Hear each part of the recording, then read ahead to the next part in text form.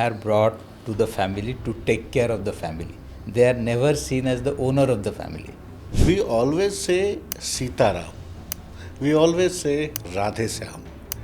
We never say Ram Sita or Syam Radhe. We always put women's one step ahead. कोई भी गांव में कोई भी विकास का काम होगा, पहला काम होगा कि महिलाओं को संगठित करना, और वही संगठन को अपने ही चीज़ों से हम अपने को मदद करके सब लोग बेनिफिट ले सकते हैं कि लड़की के लिए शादी और लड़का के लिए पढ़ाई।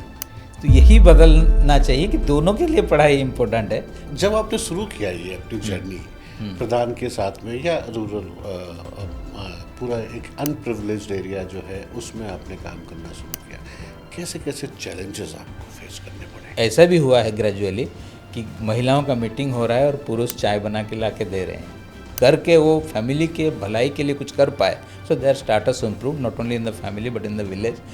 तो ये जो नॉलेज, स्किल्स, डिसीजन मेकिंग, ये जो पावर आया है, they talk about these things more.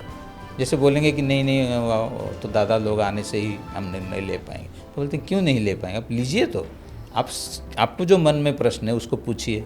IIT ने आपके इस जर्नी को कैसे हेल्प किया? टेक्निकल एबिलिटी आईआईटी दिया है, और आईआईटी और एक दिया है कि कोई इनसिक्योरिटी नहीं रहता है। तो ऐसे लोगों की ज़रूरत है जो वेल एजुकेटेड है और इधर कंसर्न है अबाउट सोशल इशूज़।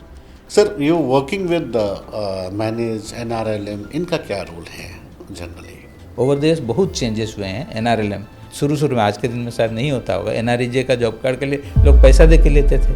मनरेगा का कैसे क्या रोल रहता है? मनरेगा में 100 दिन का एम्प्लॉयमेंट अगर लोगों को मिलता है, जो कि हाउ प्रधान is fighting on that climate change issue? Tree based activities are less affected by climate change than crop. तो एग्रो फॉरेस्ट्री में जा रहे हैं, एग्रो हॉर्टिकल्चर में जा रहे हैं।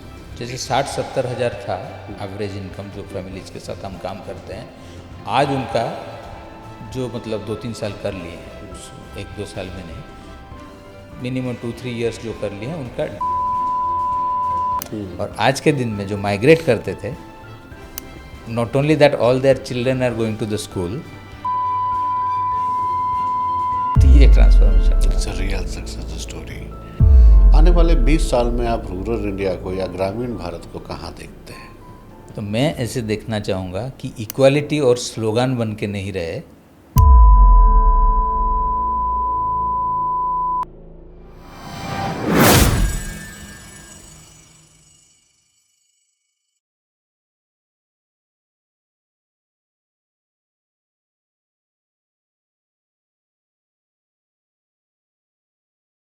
कहते हैं कि भारत गांव में बसता है। मतलब ये कि अगर भारत की धड़कनों को देखना है तो उन गांव में जाइए जहां पे आज तक रोड भी नहीं पहुंची। उन गांव में आपको मिलेगी संस्कृति, व्यवहार, रिश्ते, उम्मीदें और आगे बढ़ने की एक नई सोच। मैं ये बात क्यों कह रहा हूँ, क्योंकि हमने इंडिया को देखा, हमने भारत को देखा, लेकिन आज हम इंडिया को आगे लेके चलते हैं, भारत कहीं पिछड़ता जा रहा है। आज मैं ये बात क्यों कर रहा हूँ, उसके पीछे एक रीज़न है, क्योंकि हमारे साथ एक ऐसी व्यक्तित्व हैं, एक ऐसी शख्सियत है जो गाँव में गाँव के लोगों के साथ मिलकर, ख़ासतौर पर उस गाँव की महिलाओं के साथ मिलकर एक नया भारत निर्माण कर रही है। एक ऐसी ऊंचाइयां, एक ऐसा सपोर्ट उस भारत को दे रहे हैं जहां पे वुमेन्स, या जहां पे मैं बोलूँ नारी शक्ति, जो इस देश की नींव है। मैं शक्ति इसलिए उसको यूज़ करता हूं क्योंकि वो एक ऐसी नींव है जो 2 घरों को संभालती है। हमारे एक पुराने बॉस हमसे बोलते थे कि अगर आपको किसी एक इंसान को समृद्ध बनाना है तो आप उसको एजुकेट कीजिए, लेकिन अगर आपको समाज को समृद्ध बनाना है तो समाज की जो नारी शक्ति है, जो वुमेन्स हैं, आप उनको अपलिफ्ट करें। ऑटोमेटिकली अगर हम उस वुमेन्स को अपलिफ्ट करेंगे, उस समाज का एक निर्माण होगा। तो आज ऐसी शख्सियत जो वुमेन्स के साथ मिलके एक नया भारत बनाने की एक मुहिम में अग्रसर हैं, हमारे साथ हैं मानस सरपति साहब। आपका बहुत बहुत शुक्रिया हमारे साथ पॉडकास्ट में आने के लिए। अब रीज़न ये हम पहली बार मिल रहे हैं और पहली बार ही कुछ ऐसी बातें हैं जो बहुत ही कनेक्ट करी मुझे, और उस कनेक्ट करने के साथ में मुझे लगा कि आपसे डिटेल में बात करनी चाहिए, क्योंकि आप काम कर रहे हैं वुमेंस के साथ में, नारी शक्ति के साथ में, और वो भी ख़ास तौर पे एग्रीकल्चर के इंडस्ट्री में। कृषि में अभी तक देखा गया है कि हम नारी शक्ति को, हम वुमेंस को लेबर के रूप में देखते हैं। आज भी वो किसान का दर्जा नहीं मिला। सवाल मेरा पहला यही है, इसके पीछे की वजह क्या है? देखिए, ये तो मैंने शायद बहुत दिनों से चलते आ रहा है कि women are brought to the family to take care of the family, they are never seen as the owner of the family. बोला भी जाता है कि किसी महिला को पूछें आपका स्वामी या माने ओनर ऑफ द हाउस बोलने से वो महिला कभी अपने आप को समझते ही नहीं है, वो स्वामी को ही दिखाते हैं। तो यही परंपरा है कि हम आए हैं इनके परिवार को संभालने, इनके परिवार को आगे बढ़ाने और जो भी जिम्मेदारी यहाँ मिलेगा उसको करने। तो ये चलते आया है। तो इसको कोई एक रोक के चेंज करे कि भाई पुरुष स्त्री दोनों से ही घर बनता है, दोनों इक्वल ओनर हैं और दोनों परिवार को आगे, अगर दोनों का जब आएगा ओनरशिप तो परिवार का बेटर होगा। ये महसूस करना ज़रूरी है gradually, so that that change will come gradually. तो this is what we are working towards, to make women realize that they are an equal partner in the progress of their family, and that is how they need to see themselves, and then their contributions also will be different, and that is what our what I experience is. believe, women are not equal. Might भी मेरे sentence को कुछ लोग गलत कहेंगे। Womens always one step ahead of the men's. As a society, as a culture which we follow, we always say Sitaram. We always say Radhe Shyam. We never say Ram Sita or Shyam Radhe. We always put women's one step ahead. शक्ति का जो एक केंद्र है वो womens ही है। We are just a labour, as a man we are just a labour जो सुबह से शाम काम करते हैं। But the power, what I believe, the power which we get, that get from my mother, from my wife, from my sister, these are our energy source. ये तो शायद कहने के लिए रह गया आज के दिन में, क्योंकि आप समाज में देख ही रहे हैं कि कथनी और करनी में जो फ़र्क, कि कहते हैं भले ही सीता का नाम पहले, लेकिन घर में महिलाओं का स्थिति जो है, कोई डिसीजन मेकिंग पावर नहीं है। उनको कोई पूछेंगे ना, उनको आने दीजिए। So they don't even think that they can decide for their family. Financial decision कुछ भी लेना है, असेट तो है ही नहीं। गांव में, अर्बन एरिया में कुछ चेंज हो रहा है, क्योंकि आजकल जो रूल हुआ है कि अगर आप जॉइंट नेम में कर रहे हैं वाइफ के साथ, थोड़ा 0.5% इंटरेस्ट कम हो जाए। ये छोटा सा डिसीजन कितने वुमेन को इक्वल ओनर बना दिया है घर का। तो इस तरह का डिसीजंस की ज़रूरत है। तो अदरवाइज़ गांव में हार्डली कोई एग्रीकल्चरल लैंड वुमेन के नाम पे है। तो क्या यही वजह थी कि 90 से आप प्रधान के साथ जुड़े हुए हैं और इस दिशा में काम कर रहे हैं? नहीं, ये तो हम क्या बोलें, गलती तो नहीं बोले, अपने अनुभव से सीखे हैं कि क्यों महिलाओं के साथ काम करना है। जैसे कि एक घटना बता रहे हैं, जब हम 90 में शुरू किए थे, प्रधान में ज्वाइन किए थे, और हम उस समय देखे थे कि सबसे बड़ा जो काम होगा, अगर पानी का सुविधा हो पाए, सिंचाई का, तो विकास हो पाएगा। तो हम माइक्रो लिफ्ट इरीगेशन प्रमोट करना शुरू किए थे 90 के दशक में ट्राइबल एरिया में, क्योंकि वहाँ इरीगेशन नाम के मात्र होते थे जी। तो काफ़ी सारे इरिगेशन स्कीम किए, बहुत अच्छा इम्पैक्ट हुआ, बाहर वाले खुश हुए, गवर्नमेंट खुश हुआ, सब कुछ खुश हुए। लेकिन एक दिन सुबह मैं देख रहा हूँ मेरे घर में गांव के महिलाएं आके इकट्ठा हो गए हैं। मैं थोड़ा ये हो गया कि क्या हो गया, गांव के महिलाएं क्यों आ गए हैं, और वो भी सोचे कि इतने नंबर में आ गए हैं तो कहीं मैं डर नहीं जाऊं। तो बोले कि नहीं, आप लोग, आपसे हमारा कोई गुस्सा नहीं है या कोई कंप्लेंट नहीं है, लेकिन आप अच्छा काम किए, हमारे अच्छा के लिए किए हैं, लेकिन जो अच्छा काम किए हैं उससे कुछ खराब अभी गांव में हो रहा है। मैं बोला क्या ना, हमारे पुरुष लोग, इनकम जब बढ़ गया है, पैसा आने लगा है, उपज बढ़ा है, तो वो पैसा से जुआ खेल रहे हैं, और जो गांव का हाट है, जुआ खिलाने वाले का नंबर बढ़ते जा रहा है। तो हमारा पैसा तो उधर जा रहा है, ये लोग दारू पी रहे हैं और पैसा खर्चा कर रहे हैं। तो तुरंत तो मेरे दिमाग में आया कि क्योंकि सरकार के साथ मिल के काम कर रहे थे सिंचाई विकास का, तो तुरंत सरकारी सहायता लेके उसको बंद करवा दिए। बट वो तो परमानेंट सोल्यूशन नहीं है। फिर हमें समझ में आया कि महिलाएं जो इतना साहस करके गांव का इशू को ले पाए, वही क्यों गांव का विकास का मेन एंकर नहीं बने। तो इस तरीके से ग्रेजुअली तब हम लोग 90 में जैसे मैं शुरू किया था, करीब 95 के आसपास हम लोग ये डिसीजन लिए कि नहीं, कोई भी गांव में कोई भी विकास का काम होगा, पहला काम होगा कि महिलाओं को संगठित करना और वही संगठन को फाउंडेशन बनाना है उस गांव का डेवलपमेंट का। तो तब से लेकर आज तक हमारा तरीका यही है कि any village we enter, either we form womens SHG or we work with existing SHGs to build them as the platform for village development. तो इनडायरेक्टली आप उनको मोनेटाइजिंग में सपोर्ट कर रहे हैं, इकोनॉमिकली सपोर्ट कर रहे हैं और मोटिवेशनली भी सपोर्ट कर रहे हैं। हाँ, जैसे कि फर्स्ट स्टेप है वो संगठित होने के बाद वो सेविंग्स एंड क्रेडिट एक्टिविटी से शुरू करते हैं, क्योंकि ये रूरल एरिया में बहुत हाई इंटरेस्ट रेट में क्रेडिट लेते हैं महाजन सबसे। हाँ, तो वो अपने पास जो सेविंग्स है उसी से क्रेडिट देके, और क्रेडिट देने से वो इंटरेस्ट इनकम भी उन्हीं का है। तो ये जो स्कीम हम लोग शुरू किए थे, शायद प्रधान एक्चुअली पूरे देश में शायद पहला शुरू किया था ये एसएचजी, वुमेन्स एसएचजी एक्टिविटी। अच्छा, इट मीन्स मतलब नॉर्मल भाषा में बोलूँ तो उनके पास जो उनका फंड था उन्होंने इकट्ठा किया है, सेविंग्स अपना अपना किए। हाँ, उसी से जब जिसको ज़रूरत पड़ा क्रेडिट इकट्ठा करके वो क्रेडिट दे दिया। हाँ, सब एक साथ नहीं, जो जिनको जब जरूरत पड़ा, और वो सूद दिया, जो वो सूद इनका ग्रुप का इनकम हुआ, और साल में एक बार वो, तो मतलब वो खुद का फ़ायदा भी हुआ, ऋण भी दिए और इनका इंटरेस्ट भी उनका कमाई भी हुआ। अब पहले वो बाहर से लेते थे और बहुत इंटरेस्ट देते थे, 120% इंटरेस्ट देते थे एनुअली। तो ये 10% मासिक, हाँ, 100 रुपया में।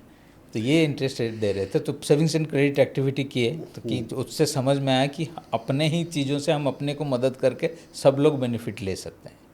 तो ये प्लेटफॉर्म जब हुआ तो आगे जाके फिर उसी प्लेटफॉर्म को हम बोले कि गांव के क्या क्या समस्या है और कैसे आप निवारण कर सकते हैं, उसके बारे में भी सोचिए। सरकार से जो सुविधा मिलता है उसके बारे में जानिए, और आपके गांव का समस्या को सरकार का सुविधा लेके कैसे सॉल्व कर सकते हैं वो भी जानिए। तो इस तरीके से धीरे धीरे आगे बढ़ के वो आज के दिन में बहुत तरह का इनकम जनरेशन एक्टिविटीज़ करने में पूरे गांव के परिवार को मदद करते हैं। ये नहीं कि जो सदस्य है वही उसी को, पूरे गांव का विकास का वो जिम्मा लिए हैं। और जो जनरली बहुत गरीब हैं, जिनका घर तक नहीं है, उनको कैसे घर मिलेगा, कोई जो थोड़े मेंटल कुछ प्रॉब्लम है उनको कैसे, तो सारे गवर्नमेंट स्कीम्स के बारे में वो जान रहे हैं। और जिसको जो ज़रूरत है, जैसे डिसेबल कोई है उनके लिए इक्विपमेंट्स मिलता है, वो पता भी नहीं था, ब्लॉक में आके वो ऐसे ही पड़ा रहता है, वो लिख देते हैं रिकॉर्ड में कि कोई है ही नहीं। तो ये सब धीरे धीरे जान के ब्लॉक से नया नया जो भी सुविधा है वो पहुंचाते हैं, सही आदमी ढूंढते हैं, उसको पहुंचाते हैं। तो ये मतलब गवर्नेंस भी एक तरीके से इम्प्रूव हुआ है। मतलब सबका साथ सबका विकास वाला जो मुहिम है वो यहाँ आके चरितार्थ होती है। यस, ये इंक्लूसिव डेवलपमेंट ये तो बोलते हैं, ये किसी आउटसाइडर से कभी नहीं हो सकता है, ये इनसाइडर ही जब चार्ज लेंगे तभी हो सकता है। मुझे एक स्टोरी याद आ रही है, एक राजस्थान का एक विलेज है जिसको सेल्फ सस्टेनेबल विलेज बोलते हैं। मुझे नाम उसका भी याद नहीं आ रहा, पर मैं उसके प्रधान से मिला था। Is a very charismatic person. तो उसने एक ऐसा पूरा इकोसिस्टम तैयार किया है अपने गांव में ही कि सिर्फ उसको नमक लेने के लिए बाहर जाना पड़ता है, मतलब मार्केट जाना पड़ता है, otherwise everything is available entire the village and the villagers is producing that. यहाँ तक कि कपड़ा वो खुद ही बना रहे हैं कॉटन का करके, और बहुत सारे। एक और स्कीम वहाँ पे बड़ी अच्छी लगी कि उन्होंने एक स्कीम लागू की वहाँ पे कि जब भी किसी घर में बच्ची पैदा होती है या कोई भी बच्चा पैदा होता है, वो 1 रुपये दान करता है, और उस 1 रुपये से वो पूरा ग्रुप जो गांव प्रधान है वो एक पेड़ लगाता है। अच्छा। और उस पेड़ को, उसकी रिस्पॉन्सिबिलिटी उस पेरेंट्स की होती है जिसके घर में वो बच्चा पैदा हुआ है। और ऐसा वो कहते हैं कि जैसे आप अपने बच्चे को पाल रहे हो वैसे आप उस पेड़ को भी बड़ा करना है। अच्छा, दैट इज़ पेड़। तो 22-25 साल बाद जब भी उसकी शादी का टाइम आता है बच्ची का, या बच्चा जो है कहीं ग्रेजुएशन में जाता है, और तब तक वो 22-25 साल उस पेड़ की भी उम्र हो चुकी होती है। अच्छा रिटर्न देगा। सो दे विल से जब तक उसके जितने भी फल वल जो भी आ रहे होते हैं, आम का जो भी है, उसको वो गांव खुद बेचता है, और उस पेड़ का कुछ, उस रेवेन्यू का कुछ हिस्सा उस पेरेंट्स के नाम पे भी जाता है। कुछ वर्किंग कमेटी में जाता है, कुछ पेरेंट के नाम पे जाता है कि इस बच्चे क्या ही पैसा है, ये उनके पेरेंट्स ने इसको सींचा है, उसको ख्याल रखा है। और जब वो 22-25 साल का होता है तो उस पेड़ को काटने की इजाज़त दी जाती है, क्योंकि उसकी लाइफ पूरी हो चुकी है। उसकी लकड़ी जहाँ जहाँ जैसे यूज हो रहा है, जो पैसा आता है वो उस लड़की है तो लड़की की शादी में वो पैसा इन्वॉल्व होता है, लड़का है तो उसकी एजुकेशन में वो पैसा इन्वॉल्व होता है। और फिर वो जो जगह खाली हो जाती है, पेड़ जहाँ कट चुका होता है, उस गाँव में कोई नया बच्चा पैदा होता है, उन नया पेड़ वहाँ पर लगाया जाता है। सो that is the concept they have done. बहुत अच्छा कॉन्सेप्ट। लेकिन यही जो आप बताए, ये जो माइंड में लोगों को Collective चला approach. गया है कि लड़की के लिए शादी और लड़का के लिए पढ़ाई, तो यही बदलना चाहिए कि दोनों के लिए पढ़ाई इम्पोर्टेंट है। लड़की के पढ़ाई में भी खर्चा करना चाहिए और लड़की को भी पढ़ा लिखा के अपने पैर में खड़े होने में मदद करना चाहिए। शादी तो बाद की बात है। नेक्स्ट टाइम मुझे मिलेंगे तो मैं ये बात रखूँगा। Well taking point sir, right.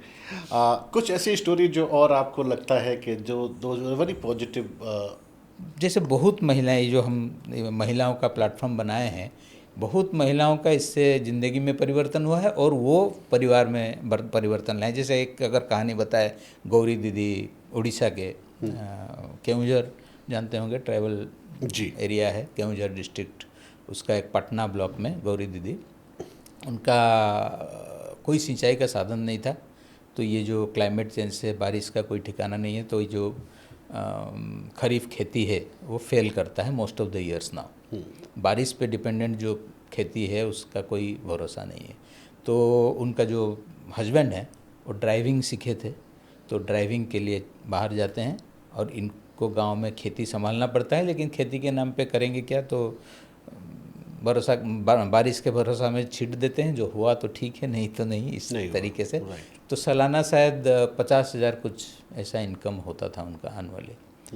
तो हम लोग उस गांव में जब सोलर लिफ्ट इरिगेशन लगाए तो इनका ज़मीन उससे सिंचित हुआ। तो जैसे ही सिंचाई हुआ तो फिर थोड़ा खेतीबाड़ी सीखे और अच्छा से करने लगे। लेकिन क्योंकि हम लोग केमिकल यूज़ नहीं करके जो रीजनरेटिव एग्रीकल्चर बोलते हैं, we introduce that in the village. So she immediately picked up that regenerative agriculture is improving the soil health and also is not reducing the yield much. तो she decided to be the entrepreneur to prepare, क्योंकि काफ़ी लोगों को जो ज़रूरत पड़ेगा जब देखे कि अच्छा रिजल्ट हो रहा है, but it is not easy for everybody to prepare those bio inputs. तो she then came up with this, means of course we worked with her to gain confidence. She established this bio input resource centers to supply bio inputs to all the families in the village. तो ये एक मैंने खेती भी की, अच्छा से की, सब्जी खेती करके उससे भी फ़ायदा ली, और इधर बायो इनपुट रिसोर्स सेंटर करके सबके लिए भी फ़ायदा हुआ, उससे उनको इनकम भी हुआ। तो एक चीज़ मैं उनमें देखा कि जैसे ही इनकम बढ़ता है वो सब खर्चा नहीं कर देती हैं, वो कुछ ही और में इन्वेस्ट करते हैं। जैसे ही इनकम बढ़ा, ट्रैक्टर खरीद लिए। देखे कि लोकल एरिया में ट्रैक्टर का बहुत ज़रूरत पड़ रहा है, चाहे खाद लेने के लिए हो या कुछ भी ट्रांसपोर्ट के लिए। तो अपना कोई यूज़ नहीं था, वो जोतने के लिए अपना खेत नहीं खरीदे, ये ट्रांसपोर्ट बिजनेस के लिए ही खरीदे, तो उससे फिर इनकम हुआ। तो आज के दिन में उनका एनुअल इनकम है अराउंड 7 to 8 lakhs। उनका हस्बैंड ड्राइविंग छोड़ दिए हैं और इनके साथ ही ज्वाइन करके अभी दोनों एंटरप्रेन्योर को आगे बढ़ा रहे हैं। तो मैं अभी रिसेंट लास्ट विजिट में जब पूछा कि अगला सपना क्या है, बोले कि नहीं, मेरा पति दूसरों का गाड़ी ड्राइव कर रहे थे, अब मैं चाहता हूँ कि अपना गाड़ी वो ड्राइव करें। तो ये एस्पिरेशंस अभी छोटी छोटी खुशियाँ जो आती है, जो देती है। अच्छा, जब आपने शुरू किया ये अपनी जर्नी प्रधान के साथ में, या रूरल पूरा एक अनप्रिविलेज्ड एरिया जो है उसमें आपने काम करना शुरू किया, कैसे कैसे चैलेंजेस आपको फेस करने पड़े? चैलेंजेस तो सब, जब हम महिलाओं के साथ मीटिंग करना शुरू किए तो सबसे बड़ा चैलेंज था कि मेन घेर के रहते थे कि भाई क्या नया तरीका है। जो भी तो आते थे हम लोगों से बात करते थे, ये महिलाओं के साथ ही खाली मीटिंग कर रहे हैं, क्या बात कर रहे हैं। तो सब घेर के रहेंगे, ज़्यादा देर हो जाएगा तो चिल्लाने लगेंगे कि भाई घर में इतना काम पड़ा है, कितना देर तक मीटिंग कर रहे हो। तो महिलाओं को लेके ज़्यादा देर कुछ मीटिंग करना भी मुश्किल था। तो जैसे शुरू में हम आधा एक घंटा से ज़्यादा टाइम देते भी नहीं थे, कैसे तुरंत बात करके चले जाएंगे। तो जैसे जैसे ये फाइनेंशियल सर्विस से शुरू किए, मतलब जब फैमिली को पता चला कि भाई इनके जरिए, पहले जमींदार के मैं क्या मिडिल मैन के पास जाते थे, जो क्या बोलते हैं उनको, ट्रेडर्स, जिनसे लेते थे उधारी, वो 120%, महाजन 120% में, sorry any of the Mahajan caste will don't believe, नहीं, मनी लेंडर्स, मनी लेंडर। तो मनी लेंडर्स के पास जाते थे, और अभी इतने सुविधा में लोन मिलने लगा, तो वो उनका स्टेटस को फैमिली में बढ़ाया। When they became the conduit to mobilize financial assistance for the family, their status improve. तो उसके बाद 1 घंटा 2 घंटा बैठे भी, हाँ, ये तो बैठे भी तो कोई दिक्कत नहीं। ऐसा भी हुआ है ग्रेजुअली कि महिलाओं का मीटिंग हो रहा है और पुरुष चाय बना के ला के दे रहे हैं, तो ये भी चेंज हुआ है। जब तो यही है कि जब कुछ करके वो फैमिली के भलाई के लिए कुछ कर पाए, so their status improve not only in the family but in the village, and then when they started mobilizing government programs for the village, and again that is one step further. So this is how they gradually gained space both in the family and in the society by really improving everybody's condition in the family, in the village. तो generally ये जब हम जो project कर रहे हैं तो कितना आपके नज़र में, आपके हिसाब से अगर मैं नंबर वाइज पूछूं, तो अपलिफ्टमेंट जो उनकी सोशल लाइफ का है, I will not ask the financial because that is something different, क्योंकि किसी के लिए 2 लाख रुपए भी शायद 2 करोड़ की वैल्यू रखते होंगे, किसी के लिए 2 करोड़ भी 2 लाख से भी कम की वैल्यू रखते होंगे, तो वो एक अलग मुद्दा है।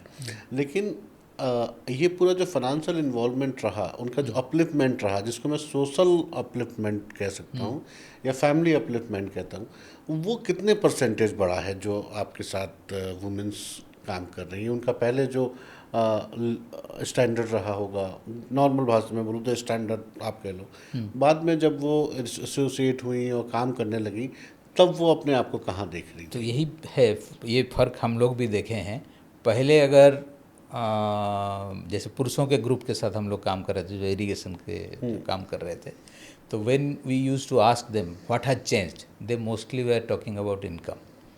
But you go to women's groups, they rarely start with income. Only when we ask, okay, all this is fine, because we are focused on how much the income changed. But they never start with income. They say, what are the changes? Now, I am able to decide now.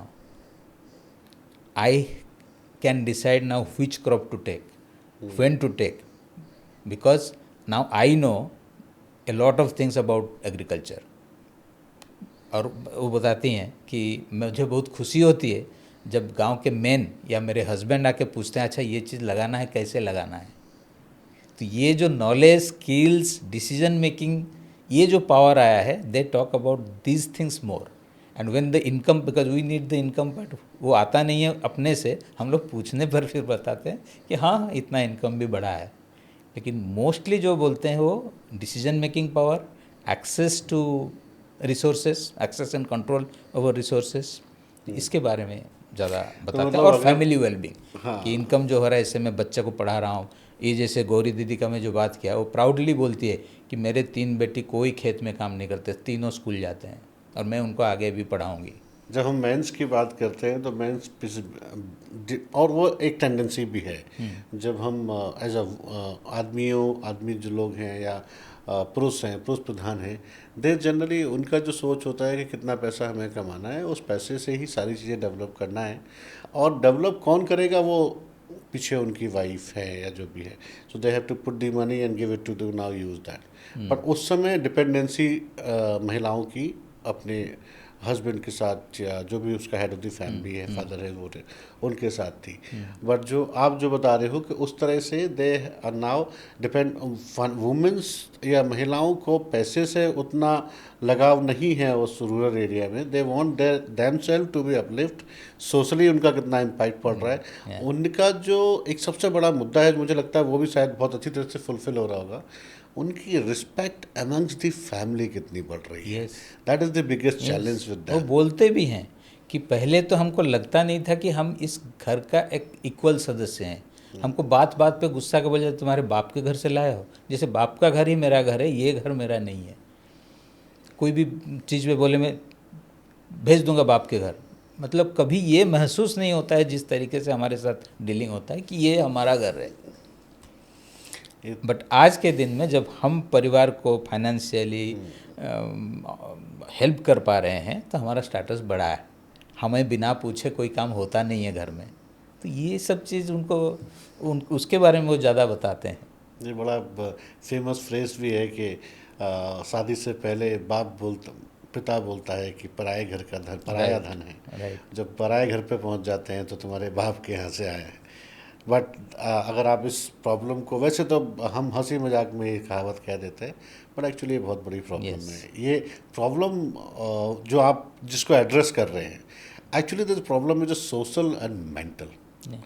कहीं कहीं तो women's के अंदर भी ऐसा ही है कि this is we can't do anything. आपने इस पे भी काम किया है कि उनके यस, इस पे वो तो फर्स्ट स्टेप है। वो जो एसएचजी बना के फाइनेंशियल सर्विसेज से स्टार्ट करते हैं ताकि इमीडिएटली उनका स्टेटस बढ़े। लेकिन बाकी चीज़ों के बारे में ये जो उनके अंदर भी रहता है ना कि हम इस परिवार में हैं कि हम कोई डिसीजन नहीं ले सकते हैं। तो जैसे शुरू में हम लोग भी पहले जब मेन से तो वुमेंस ग्रुप में गए, वुमेंस ग्रुप में भी हम भी नहीं सोच रहे थे कि वो लोग डिसाइड कर पाएंगे, तो वुमेन और मेन को एक साथ बिठाते थे। तो उसमें देखे कि कोई फ़ायदा नहीं है, ये वेस्टेज ऑफ टाइम है वुमेन के लिए। जब एक साथ मीटिंग करते हैं, main only speak, main only decide, वो खाली हर चीज़ में सर हिलाते हैं। तो मैं देखा कि ये तो वेस्टेज ऑफ टाइम है। तो फिर हम लोग ग्रेजुअली वुमेन्स के ग्रुप के साथ काम किए और वो जो जिसको गिवन मान लिए थे उसको चैलेंज करना शुरू किए। जैसे बोलेंगे कि नहीं नहीं तो दादा लोग आने से ही हम निर्णय ले पाएंगे, तो बोलते हैं क्यों नहीं ले पाएंगे, आप लीजिए। तो आप आपको जो मन में प्रश्न है उसको पूछिए, उसको जानिए और इतना समझ के दादा के पास जाइए कि आप उनको समझा सकते हैं कि ये क्यों करना चाहिए, क्या फ़ायदा है। तो इस तरीके से डायलॉगिंग से बहुत सारे वैसे भी बैक हुए होंगे। आप 20 लोगों से बात किया, लौट के सिर्फ 5 ही आए हाँ, कि हमें ये करना सब है। बहुत अनुभव हुआ है। लेकिन ये जो ग्रुप में काम करते हैं ना, तो कलेक्टिव में फिर वो एक दूसरे को ताकत देते हैं। तो इसलिए कभी इंडिविजुअल के साथ तो हम लोग काम नहीं करते हैं, जब ग्रुप में ही करते हैं। नहीं, तो वो पॉसिबल भी नहीं है। हाँ, ये कलेक्टिव का एजेंसी में काम करते हैं ताकि दे टेक चार्ज, एक दूसरे को मदद करेंगे। एक जन का दादा अगर कन्विंस नहीं हो रहा है तो बाकी लोग उसके साथ जाके बात करके कन्विंस कराते हैं। यस, लेकिन हम लोग बोले कि हम तो मीटिंग आप ही के साथ करेंगे। मतलब आप एक तरह बाकी से को समाज का निर्माण कर रहे बाकी को कन्विंस करना और ये सब करना ये आपका हैं। ये काम आपका काम है, बिल्कुल।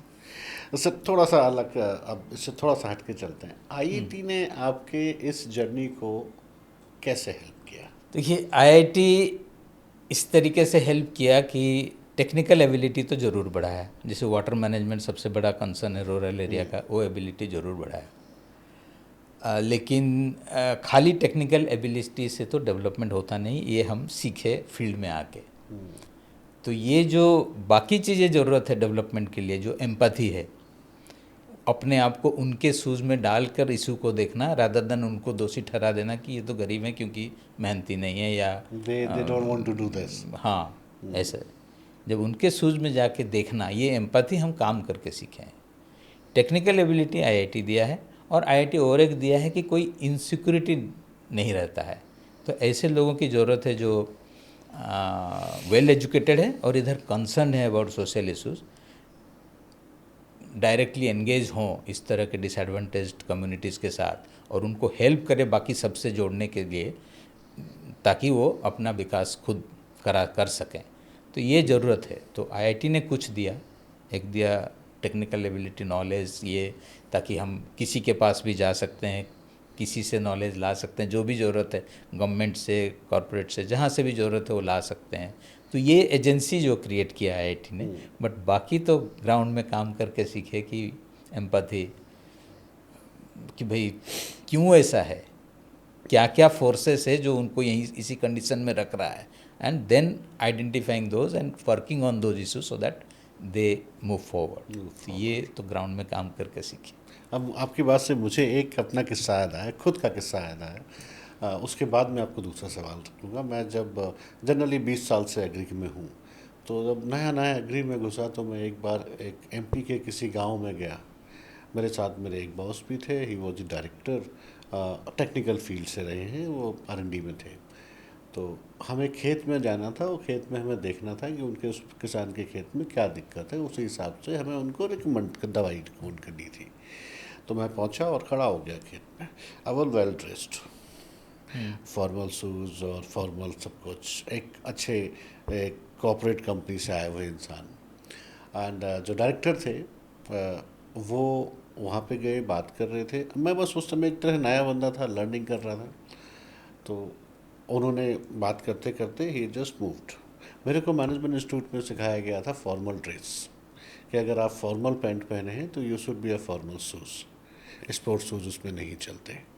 या अगर आप ब्लेजर डाले हैं, कुछ डाले हैं, तो ऑलवेज ये अटायर हमें है। सिखाया जाता है हर मैनेजमेंट इंस्टीट्यूट में। तो मैं भी उसी फॉर्मल ड्रेस में था, चमड़े के एक अच्छे से शूज़ डाले हुए, and I was just looking the top. हमारे जो डायरेक्टर थे वो गए, उन्होंने फटाफट वो जो मैड होती है खेत की, वहाँ पे अपने जूते उतारे, पैंट को ऐसे ऊपर किया, he was wearing the also the formal shoes, और वो एंटर कर गए अंदर। खेत में पानी शायद 2 दिन पहले दिया गया था। अच्छा। तो बहुत मिट्टी कीचड़ गीली लग थी, कीचड़ था। तो उन्होंने अपना पैंट यहाँ तक किया, घुटनों तक किया, और ही हैज़ एंटर्ड। एक एक पत्ती देख रहे हैं। 15-20 मिनट बाद जब वो करने लगे, उन्होंने मुझे देखा, तो उन्होंने मुझे वहीं से आवाज़ लगाई, बीच खेत में से। अगर खेती और किसानों के बारे में जानना है तो मैट पे खड़े होकर नहीं जाओ, सही बात। पैर गंदे करो, खेत के बीच में आओ, तब समझ में आएगा सही खेती बात। क्या होती है। सो दैट इज़ द लेसन जो आपने भी Right. बोला ना, कि उनके जूतों में पैर डाल के समझ में आता है कि वो एक्चुअली किस दुविधा से, उस जूते में कितनी छेद हैं या कहाँ से उनको तकलीफ हो रही है, तो समझ में आता है। Right. That is well. Sir, you working with manage NRLM, इनका क्या रोल है जनरली? जिसे ओवर द इयर्स काफ़ी, मतलब जो गवर्नमेंट प्रोग्राम्स है उसमें काफ़ी बदलाव आया है। वो राइट्स को रिकॉग्नाइज करते हुए, जैसे MGNREJ एम्प्लॉयमेंट गारंटी देता है लोगों को कि भाई 100 डेज़ कम से कम उनको इनकम हो, ताकि जो मिनिमम लिविंग स्टैंडर्ड हर आदमी अटेंड कर पाए, हर फैमिली। तो इस तरह का स्कीम्स तो आया है। ओवर द इयर्स बहुत चेंजेस हुए हैं NRLM एम्प्लॉयमेंट बढ़ाने में। बल्कि NRLM का एक कंपोनेंट है महिला किसान सशक्तिकरण प्रोग्राम, MKSP। तो वो महिलाओं का ही स्किल्स नॉलेज बढ़ा के उनका इनकम बढ़ाने में फोकस करते हैं। तो इस तरह काफ़ी अच्छे अच्छे स्कीम्स धीरे धीरे आए हैं। लेकिन फिर भी एक जो हैंड होल्डिंग की ज़रूरत है, कि मैंने ऐसे स्थिति में लोग हैं कि स्कीम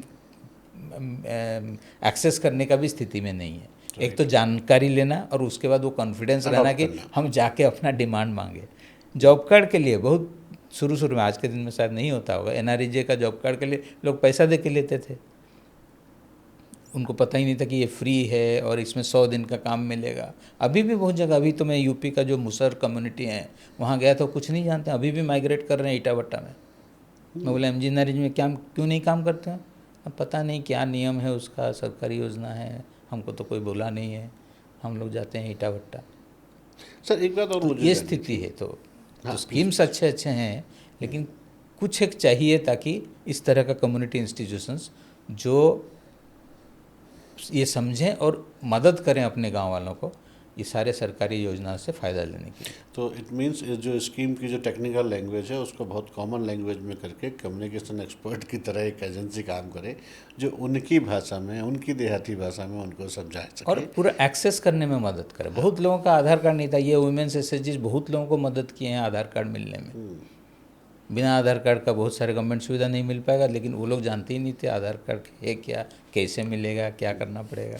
मनरेगा का कैसे क्या रोल रहता है? मनरेगा में 100 दिन का एम्प्लॉयमेंट अगर लोगों को मिलता है, जो कि अभी तक एक कहीं और भी नहीं दूसरा मिल एक पाता है। एंगल मैं बात करना चाह रहा हूँ, माइट भी मैं रॉन्ग हो सकता हूँ उसके लिए, तो मुझे करेक्ट करिएगा। बहुत सारे जो स्टेट हैं जहाँ agriculture labour intensive labour crop होती हैं, लाइक पैडी है, और भी जो कैश क्रॉप हैं जिनमें लेबर की ज़रूरत होती है, दे ऑलवेज ब्लेम मनरेगा scheme for not finding the right labour. They said कि उनको घर बैठे पैसा मिल रहा है तो they are not ready to work in a field. ऐसा कुछ है क्या? नहीं, तो जैसे शुरुआत में जब MGNREGA शुरू हुआ, क्योंकि कुछ लोग तो ऐसा ही बोलते हैं कि पहले उन्होंने गड्ढा खुदवाने के लिए पैसा दिया, फिर उसी गड्ढे को भरने के लिए फिर से पैसा दिया। तो इस तरीके से हुआ है, वो तो मिसयूटिलाइजेशन का है। जैसे पहले शुरू में बड़े किसान बोलते थे कि अभी हमको लेबर नहीं मिल रहा है, सरकार इन लोगों का वेज बढ़ा दिया है, इतना वेजेस हम लोग देंगे तो हम जो खेती करते हैं उससे रिटर्न ही नहीं आएगा, तो ये सब बोलते थे शुरू में लेबर। बट लेकिन वेज रेट बढ़ाना एक अच्छा काम किया, उस शायद MGNREGA के चलते रूरल एरिया में वेजेस बढ़े भी। लेकिन अभी वो क्या किए हैं, पहले वो जितना बढ़ाए थे अभी उतना नहीं है, अभी बाकी मार्केट वेज रेट से MGNREGA का वेजेस कम है, ये बोल के कि ये वेजेस दिया जा रहा है ताकि वो अपने असेट क्रिएट करें, ताकि उनको इस तरह का अनस्किल्ड लेबर में और डिपेंड करना ज़्यादा ज़रूरी नहीं है। तो इसलिए वो वेज रेट को मार्केट माने जो लेबर लॉज के हिसाब से, लेबर लॉज के हिसाब से जो वेज रेट होना चाहिए उससे कम रखा गया है अभी MGNREGA का रेट। फिर भी अगर लोगों को 100 दिन का काम मिले और वो अपना लाइवलीहुड एसेट कुछ क्रिएट कर पाएँ, इट इज़ वेरी हेल्पफुल। लेकिन इस तरीके से बहुत जगह नहीं हो पा रहे जो हम लोग करने का कोशिश कर रहे हैं। हम हर गांव में लोगों को बोलते हैं कि आप अपना प्लान बनाओ कि सबका इनकम बढ़ने के लिए क्या क्या एसेट की ज़रूरत है, कहाँ तालाब की ज़रूरत है, कहाँ बांध की ज़रूरत है, कहाँ गोट शेड, काउ शेड, जो भी ज़रूरत है आप बनाओ प्लान। क्योंकि MGNREGA कहता है कि आपका प्लान ही एग्जीक्यूट होगा, लेकिन कोई प्लानिंग करने के लिए सिस्टम नहीं है ताकि हर एक हाउस होल्ड का इंक्लूसिव प्लान बने। तो this is another thing that we do every village, this SHG platform. तो इनको हम ट्रेनिंग देते हैं ताकि वो हर हाउस होल्ड का कि क्या एसेट क्रिएट करने से उनको फ़ायदा होगा, इनकम जनरेशन, इनकम बढ़ेगा। They work on that, they make this plans, they get these plans approved in the panchayat and they execute it under MGNREGA. This kind of work I think is done in around 4,000-5,000 villages now. तो it means जो government की policy है उनको भी एक अच्छे तरीके से यूटिलाइज किया जा सकता है। किया जाने के लिए भी एक चाहिए effort, otherwise just having good schemes doesn't result in access to those. On paper होने से कुछ फर्क नहीं पड़ता, ऑन ग्राउंड होना। यस, ऑन ग्राउंड करने के लिए थोड़ा सा क्योंकि गांव में मैं जनरली सुनता आता हूँ, मैं बिलोंग करता हूँ गांव से, और मैं जनरली अपने काम के सिलसिले में इंटायर ऐसे ऐसे गांव में भी भ्रमण करता हूँ जहाँ रोड नहीं होती। तो वो कंडीशन वैसी हैं। अधिकतर लोगों से सुना है कि मनरेगा उनके लिए एक तरह से प्रॉब्लम क्रिएट कर रही है। मैं अगेंस्ट में नहीं हूँ किसी पॉलिसी, क्योंकि कोई भी पॉलिसी गवर्नमेंट जब बनाती है तो इतना सोच समझ के बनाती है कि it should be always profitable for the under privilege जो पॉपुलेशन है उनको वो फ़ायदा मिले, अनडायरेक्टली नहीं मिले वो एक अलग एक्सपेक्ट है। तो कुछ इसके लिए हमारा ये सुझाव है, अपने अनुभव से ही सुझाव है कि we are having good schemes now, but still inclusive development is a big challenge. So what is required from our experience only, I am telling you. Scheme is not for individual, it's a samajik. Multi-stakeholder approach should be pursued.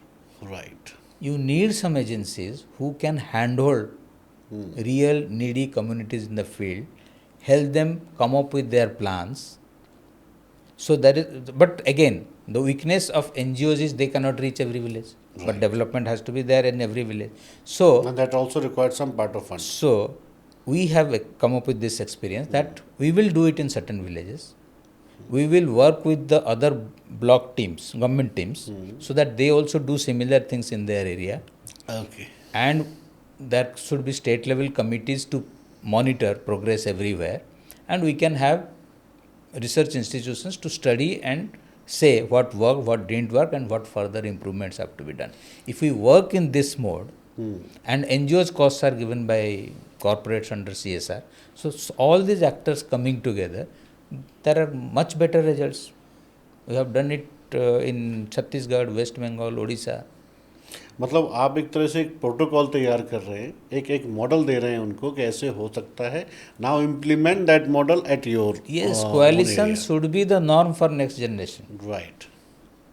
No single actor neither is equipped nor has the ability to really solve the problems on the ground. We need to collaborate. Collaborate, right. Sir, rural India में जब मैं बात करता हूँ तो एक climate change एक बहुत बड़ा इशू है. Yes. तो how Pradhan is fighting on that climate change issue. तो Because now the change is rapidly growing. Yes, अभी 10 साल पहले तक तो थोड़ा सा स्लोली मूवमेंट था, अभी आप 2-3 साल से देखेंगे तो एक बहुत ही ऐसा लगता है एकदम सिचुएशन बिल्कुल चेंज हो गई है। तो क्लाइमेट चेंज से जूझने के लिए दो है। एक तो इमीडिएट जो है कि जो चेंज हो चुका है क्लाइमेट में वो तो तुरंत ऐसे ही रहेगा। तो इसलिए ये जो चेंज हो चुका है उस चेंज सिचुएशन में क्या लोग कर सकते हैं सो that they can still progress under this changed climate condition, वो तो जिसको बोलते हैं अडेप्टेशन। तो ये एक है, ये जो इमीडिएट है, क्योंकि क्लाइमेट चेंज हो चुका है It's a they continuous have to process adapt to going the on. Situation, the Right. Change situation. तो अडाप्टेशन के लिए क्या चाहिए? वाटर कंजर्वेशन चाहिए, क्योंकि और बारिश के भरोसे में कोई क्रॉप नहीं होगा। So they need, but they still have the rainfall adequate to grow the crops, but they have to store it. So ये कन्विंस हो के लोग आजकल वाटर बजटिंग कर रहे हैं कि how much water we are getting and how much water actually we need for various purposes, agriculture, domestic and all. So they are budgeting that water, they are knowing about it कि इतना पानी है और इतना हमको चाहिए। So what all we can do, like creating more water bodies, at least convert 10% of your land to water bodies, तो 90% के क्रॉप्स तो बचेंगे। ये समझ गांव में आ रहा है। तो इस तरीके का वाटर कंजर्वेशन करना, ऐसे क्रॉप्स ग्रो करना जिसको बहुत पानी नहीं चाहिए, क्योंकि ताकि सब जो पानी अवेलेबल है उससे सबको फ़ायदा हो। तो वो जैसे मूव कर रहे हैं, जो हाईलैंड में पैडी कर रहे थे उससे पल्सेस में जा रहे हैं, ऑयल सीड्स में जा रहे हैं, मिलेट्स में जा रहे हैं, क्रॉपिंग चेंज कर रहे हैं, वाटर कंजर्वेशन कर रहे हैं, लाइवलीहुड डाइवर्सिफिकेशन कर रहे हैं, क्योंकि tree based activities are less affected by climate change than crop. तो एग्रो फॉरेस्ट्री में जा रहे हैं, एग्रो हॉर्टिकल्चर में जा रहे हैं। तो इस तरीके का मल्टीपल कम्बिनेशन में जा रहे हैं, ताकि जो सिचुएशन है चेंज सिचुएशन, इसमें भी कैसे हम ज़्यादा इनकम कर पाएँ, संभव है। And that is what they are learning and adopting. So that is one. Second is कि और एमिशन नहीं बढ़ाएं, क्योंकि अगर एमिशन और बढ़ेगा इससे और ख़राब स्थिति होगा। तो सोलर इरिगेशन का बढ़ावा दे रहे हैं, ट्रीज़ के लिए ज़्यादा जा रहे हैं। ट्रीज जितना बढ़ेगा उतना एयर से कार्बन डाइऑक्साइड घटेगा। तो ये रीजनरेटिव एग्रीकल्चर के लिए जा रहे हैं। कार्बन सिक्वेस्ट्रेशन होता है उससे। Regenerative agriculture will bring more and more carbon dioxide from the air to carbon from air to the soil. तो ये प्रमोट कर रहे हैं। तो with all this activities we are building the capacity of these rural women to become more climate resilient. So in spite of this climate change, how their income You can have to work grow. with the change actually. Yes. Sir, through this Women's Lead FPO, what is the economical change you have observed? I don't want the long sort. I want that the numeric. Yes. Suppose जैसे the 60-70 per capita income of some of the family before the FPO, Yeah. and then after framing a FPO, how much percentage they have? जैसे 60-70 हज़ार था average income जो families के साथ हम काम करते हैं, आज उनका जो मतलब 2-3 साल कर लिए हैं, 1-2 साल में नहीं, मिनिमम 2-3 years जो कर लिए हैं, उनका 1.5 लाख करीब average income. So it means double or 2.5 times that we have increased. But और एक चीज़ ये भी है कि 3-4 साल में जो लगा ये, उसके बाद बहुत जल्दी भी बढ़ता है। जो 5-6 साल बाद अगर जाएंगे तो देखेंगे सब 5-6 लाख में पहुंच गए हैं। नहीं, सब बम्बू इनिशियल थिंग या takes time, but then they are in a positive spiral, they identify new opportunities because the whole life changes. Earlier what was happening, men were migrating, women were left behind to manage somehow their family. And men were sending some money every month. That is why so they were not able to identify new opportunities in the village and leverage them. Now once water is assured, they are staying back in the village, both men and women, then they are working as a team and identifying new opportunities also to earn. To liquidate. Yes. जैसे एक गांव का situation अगर बताऊं, जैसे केंदबोना बोल के, दक्षिण केंदबोना एक गांव है वेस्ट बंगाल में।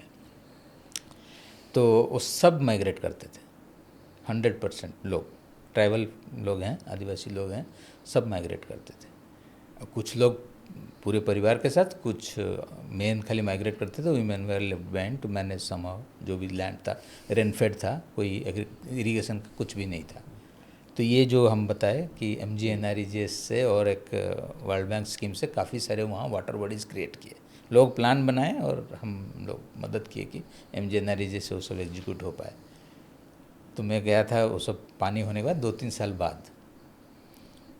तो खेती तो बहुत अच्छा कर रहे हैं, 3 फसल ले रहे हैं, कुछ लोग अपना पंप सेट ले लिए हैं, और तो नया अपॉर्चुनिटी, जैसे एक पैच खाली था, फॉरेस्ट लैंड था, तो फॉरेस्ट डिपार्टमेंट में गए, बोले कि ये हमारा अगर यहाँ पेड़ रहेगा हम लोगों को फ़ायदा होगा, तो आप लोग पेड़ लगाइए। तो फॉरेस्ट डिपार्टमेंट उनको लंबा चौड़ा कुछ प्रोसेस बताया कि ऐसे करना पड़ेगा, ये करना पड़ेगा। तो लोग बोले ठीक है, ज़मीन है हमारे गांव के पास है, हम उसमें पौधा लगाएंगे, आपको जो करना है कीजिए। तो आके प्लांटेशन किए।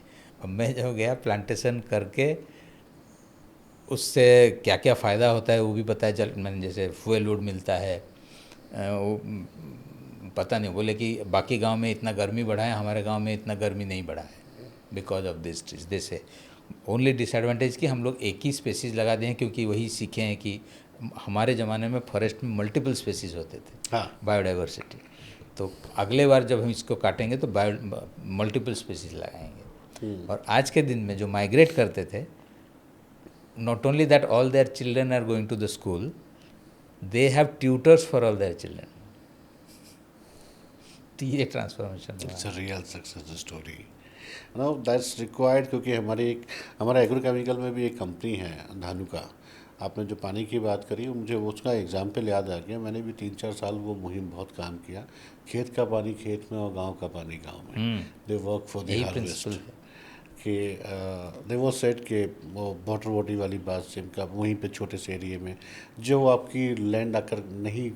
जनरली क्या होता है गांव में, मैंने भी देखा है, जब हमारे खुद के गांव हैं, हर खेत के आसपास ना कुछ ऐसा एरिया होता है जहां बारिश में पानी भर जाता है, और भर जाता है, उसमें खेती होती भी नहीं है जनरली, क्योंकि इतना वो मडी हो जाता है कि उसमें आप कोई सीड सर्वाइव करेगा नहीं।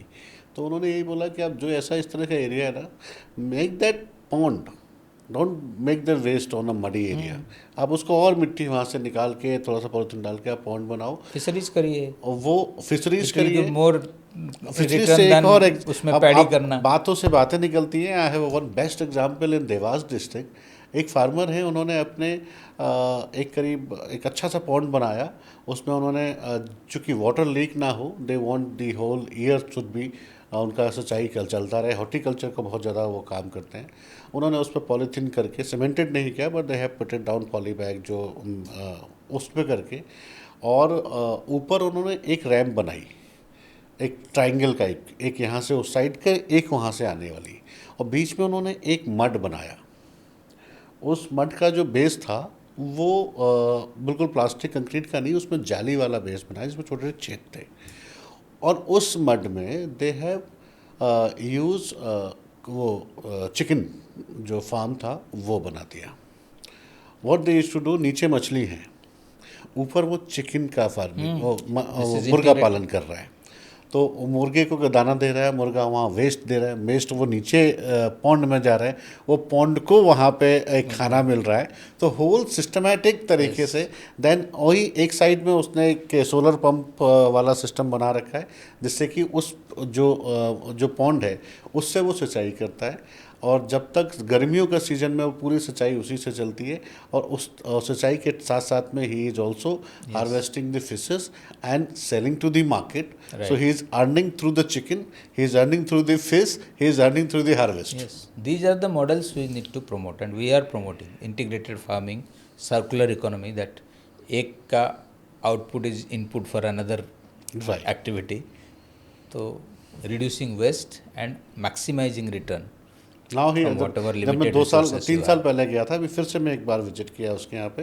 He has also started the वो बायोगैस का, उसने कुछ एक एलिमेंट शुरू किया, उसी से वो इतना सफिशिएंट कर रहा है कि उसके कुछ जो इंस्ट्रूमेंट है वो बायोगैस से चलते हैं। गोबर का और अच्छी तरह से यूज़ करने का प्लान कर रहा है वो। तो दैट नाइस। प्रधान कैसे इंश्योर करता है कि not just a participant but it should be a success story? और कितना परसेंटेज सक्सेस स्टोरी में कवर्ड होता है? थोड़ा सा इंटरनल क्वेश्चन है, तो चलिए। जहाँ भी हम लोग गए हैं लॉन्ग टर्म जाते हैं, ये नहीं कि जाए और कुछ डिलीवरी करके आ जितने गए। लोग आपके साथ एसोसिएट हो रहे हैं, हाँ। उनमें से बहुत सारे ऐसे भी, ऐसा इंडियन मेंटालिटी, बहुत सारे बैक भी कर जाते होंगे, बहुत सारे रह जाते हैं।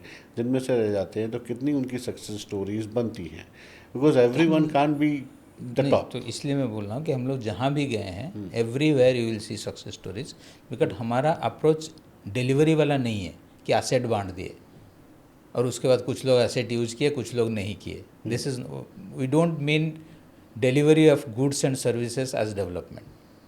For us development is enhancing the capability of people, तो वो कहीं नहीं जाएगा। कैपेबिलिटी अगर बढ़ा दी है वो कहाँ जाएगा?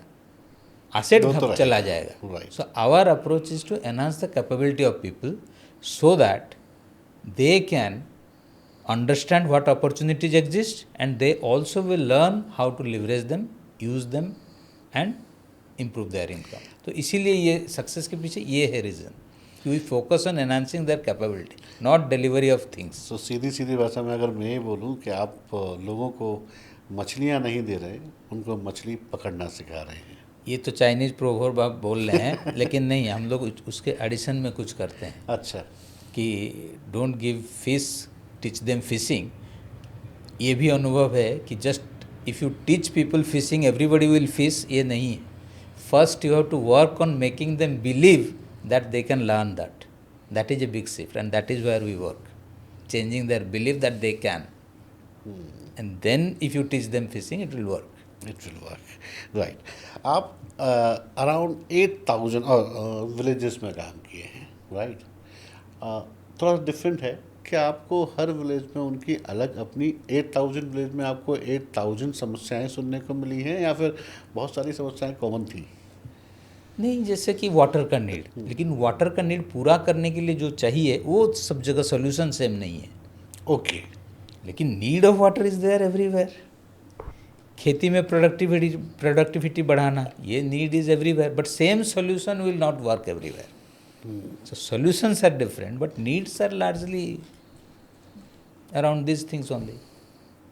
सो उन सोल्यूशन पे कैसे काम करें, लोकली कैसे अडॉप्टेशन करें, Yes, वो आपका काम yes, कर रहे हैं। yes. That's nice. Yeah. And mainly solutions उन्हीं से आता है. We don't go there with solutions. We only create situations so that they come together, brainstorm and identify what is good for them and identify what opportunities are there to promote what is good for them. And how can then they access and work on that. As today's scenario, what India is doing, not only the Pradhan, but as how we are moving forward. आने वाले 20 साल में आप rural India को या ग्रामीण भारत को कहाँ देखते हैं? मैं तो ऐसे देखना चाहूँगा, क्योंकि discrimination is at the root of the poverty. तो मैं ऐसे देखना चाहूँगा कि इक्वालिटी और स्लोगान बन के नहीं रहे, it should be the lived reality in every village of India. Second, every village has safe water, good air and safe food. That is extremely important. Now toxicity is getting into our food chain because of all use of chemicals. So safe food is a big concern. So ये 3 चीज़ होगा हर गांव में. So indirectly you are blaming with the chemical industry for toxicity? Yes, use of plastic, use of chemicals, everything. Microplastics are there in our food chain. तो research करता है, मैं क्या कहूँगा. But don't you think that these, I'm not against or I'm not favor on that one, both one. I'm just a neutral, I'm just asking. And these, whatever the agrochemical, whatever the fertilizer, these industry is working, somewhat they are also working for farmer prosperity, because suppose any of the diseases comes, any of the pests come, then who will save the crop over there? That is what is happening. Ultimately, you have to judge from that, na. Farmers' lands are getting deteriorated. Their water holding capacity is going down. So that is their main asset, based on which their income grows, and that is getting lost. But people who are selling all these inputs, their income goes up. So what exactly is getting done then? But then too, it can be the judicial use. if required. See, agroecology says that should ensure both the things. Agricultural yield should go up, at the same time natural resources also should either improve or at least remain in the same condition. If that is not happening, then that practice is not correct. If you can come up with a practice, judicious use of chemicals, so that both the things happen, then that process is correct. So we are saying regenerative agriculture. We don't say organic agriculture or anything. Regenerative is something agriculture different concept. means both the things should be ensured. So any approach that ensures both, that yield is going up, income is going up, at the same time natural resources are also improving, because they have already deteriorated. So they have to improve. So if both the things can be ensured through any approach, that approach is correct. Because I'll not tell the name, but last week I was just meeting with one of the largest fertilizer brand. Right. I'll also not don't allow to say the name of their fertilizer brand because it's not good for them. So I was just discussing the same issue because people is talking about fertilizer is deteriorating urea and the excess use of DAP. The land is going to be irritating right now. जो soil उसमें होता नहीं है, water capacity, water holding Capacity घट जाता है. That is reducing, carbon is going to be destroyed. जो 10 साल पहले का कार्बन कैपेसिटी थी आज वो. So the person is told me I understand the same thing and companies understand the same thing. We are the industry which is subsidy based industry. So we don't have a pressure to sell or increase our sales. Secondly, we always convey to the farmers, please don't use this much of urea. And that's why sometimes we also control the sale. हम जानबूझ के अपनी जो supply है उसको कम कर देते हैं कि एटलीस्ट जिसको 2 बोरी मिल रही थी उसको 1 ही बोरी मिले. होता क्या है कि गवर्नमेंट या ये पॉलिटिकल इशू जो होते हैं तो फिर वहाँ पे इशू क्रिएट होता है कि सर गवर्नमेंट हमको यूरिया नहीं दे पा रही है, बहुत सारी, तो कभी कभी प्रेशर आ भी जाता है. बट हमारा कोशिश यही होता है कि ऑप्टिमाइज यूज़ हो. बट उन जो फार्मर हैं, I am not blaming to the farmer also, कल के दिन मेरे को भी बोलेंगे I am just doing this.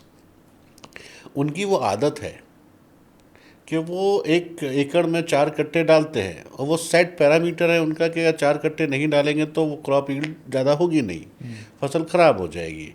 But they are also educating कि 4 का ज़रूरत नहीं है, to the soil testing first. अगर आपकी सॉइल में ज़रूरत है कि आप 1 कट्टे में ही काम होता है, प्लीज़ यूज़ 1. 2 में काम हो रहा है उस करो. कभी कभी तो ऐसा है सॉइल की कंडीशन इतनी अच्छी है कि आपको यूरिया की ज़रूरत भी नहीं है. Might be there is NPK की use, might be there is some micro element can be use. आप वो यूज़ करो, जिंक यूज़ कर लो, जो भी ज़रूरत है सॉइल के हिसाब से. बट वो सॉइल हेल्थ और सॉइल चेकअप पे जाते ही नहीं है. उनका बता हुआ सेट है कि क्रॉप तैयार किया, फील्ड तैयार किया, बीज डाले और हमने 4 बोदी हमें डालने का है. वो ऐसा पैरामीटर सेट हो रखा है. ये तो कह रहे हैं जैसे आदत लगा दिए हैं, उनको अभी सिखाए नहीं कि जमीन सॉइल हेल्थ बिल्ड कैसे किया जाता है, लेकिन उनको ये सिखाएं हैं कि यूरिया दो तो उपज बढ़ेगा. तो वो क्या करेंगे?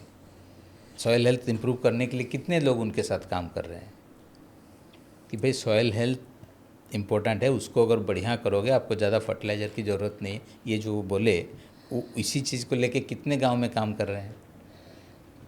They are working, the field is working. हाँ, I know तो that. फिर तो ही जो प्रिसीजन एग्रीकल्चर के नाम पे अभी कर रहे हैं कि भाई इतना ये मत दीजिए, सॉइल हेल्थ में फोकस कीजिए. तो ये ज़रूरी है, ये नहीं किया गया है.